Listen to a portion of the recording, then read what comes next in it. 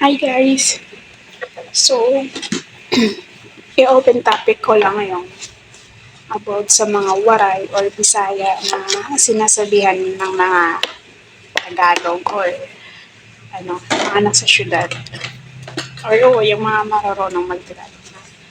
Yung mga waray daw or mga Bisaya, hindi marunong mangupo. Pero kasi, explain ko lang kung bakit. Sa Bisaya, kasi alam naman natin na maraming klase ng dialect sa Bisaya, lalo na sa magkaiba yung dialect ng Davao, ng Bisaya, ng Cebu, ng Iloilo, or ng bawat region sa Bisaya. Iba-iba din yung dialect. At sa Waray din, iba-iba din yung dialect sa Waray. Lalo na yung sa Northern, sa Eastern, magkaiba din yung sa Leyte, magkaiba-iba din yung dialect. Sa part namin, sa Northern, wala talagang po at opo kaming ginagamit.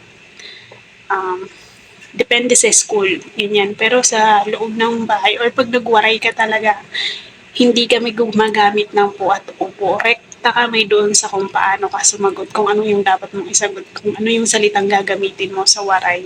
Wala po talagang po at opo. So, depende na lang yung paggalang na makikita mo, depende sa pagsasalita ng tao, depende sa pag-deliver na nung sasabihin niya, sa pagbigkas niya, sa boses niya, doon mo makikita kung may galang ba yung tao o wala. Kasi hindi po sa amin ginagamit yung po at opo sa pananalita.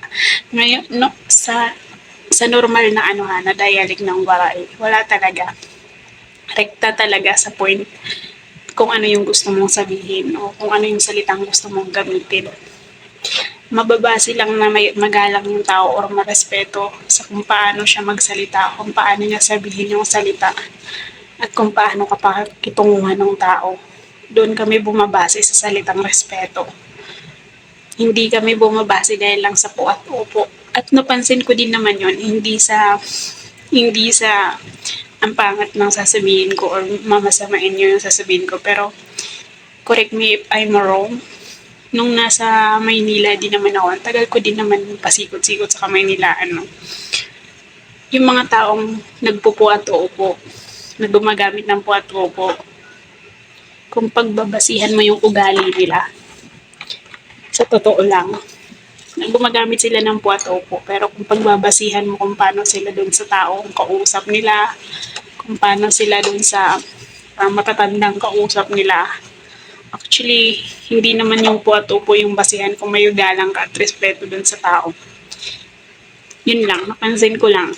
Kasi, mas maraming bastos, mas maraming walang respeto, or di marunong rumispeto na gumagamit ng po at upo sa Kamaynilaan.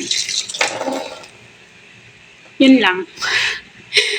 Yun lang sa side ko. Gusto ko lang i-explain. Kasi gusto ko lang i-address yung ganong sistema. Kasi ang daming nami-misjudge or yun, nami-misinterpret nila yung pag napunta ka sa Katagalugan, direkta yung salita mo, tinatagalog mo yung salita mo, pero di ka gumagamit ng po at upo. Kasi yun yung nakasanayan. Yun yung nakasanayan namin. Dati din ganun ako, di talaga ako nagpupo at upo. Correcta lang. So, pero malumanay. Alam ko naman kung paano sumagot ng pabalang, ng may pagrespeto, ng may paggalang, lalo na depende sa kausap mo. Ganun, depende sa pakikipag-usap sa'yo ng tao. Hindi naman porket gumagamit ka ng po at upo, marespeto ka ng tao. Or may paggalang ka na. At hindi rin naman porket di ka gumagamit ng po at opo, wala ka ng galang, wala ka ng respeto. Pero syempre sa Katagalugan, ganun nila pagbasihan yung taong magalang at hindi. So, yung ko lang sa iba.